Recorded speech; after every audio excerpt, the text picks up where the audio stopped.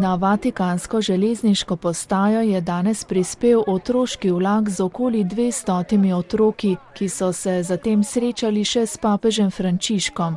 Dogodek je del pobude Dvorišče za pogane, ki poteka v okviru Papeškega sveta za kulturo. Vlak je namenjen mladoletnikom, ki prihajajo iz težkih materialnih in socialnih razmer. Letošnja tema otroškega vlaka je leteti, k čemur jih je med srečanjem spodbudil tudi sveti oče. Bodite otroci zmožni svobodno poleteti z Jezusovo pomočjo, kajti daleč od njega ste v nevarnosti, da bi vaše srce postalo led in kamen, je dejal papež Frančišek.